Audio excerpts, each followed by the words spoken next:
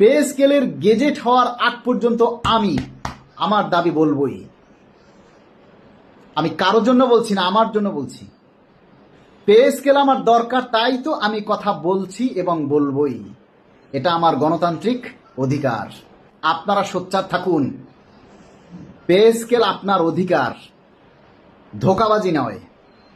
বর্তমান সরকার অঙ্গীকারবদ্ধ, তারা নির্বাচনের ইশতেহারে প্রতিশ্রুতিও দিয়েছেন, কিন্তু সেটা বাস্তবায়ন করার জন্য আপনাকে সহযোগিতা করতে হবে। সরকারকে আমাদের দাবির কথাটা বারবার মনে করিয়ে দিতে হবে, নইলে সরকার ভুলে যাবে।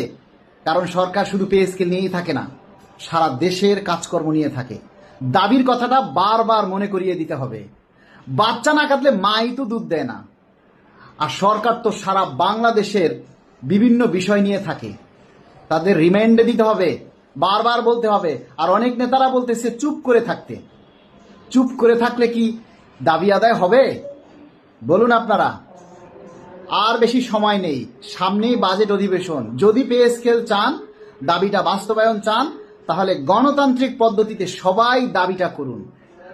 আগামী 12 এপ্রিল থেকে 16 এপ্রিলের মধ্যে আপনার দাবিটা লিখিত আকারে, স্মারকলিপি আকারে প্রতিটা জেলা থেকে জেলা প্রশাসকের মাধ্যমে মাননীয় প্রধানমন্ত্রীর কাছে পাঠিয়ে দিন, তার নজরে আনার জন্য, তার দৃষ্টিতে আনার জন্য। এটা কোনো ফাইজলামি না।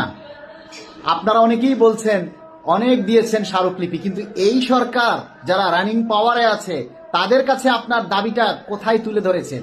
কয়টা স্মারকলিপি দিয়েছেন? জাতি জানতে চায়, জাতিকে দেখান।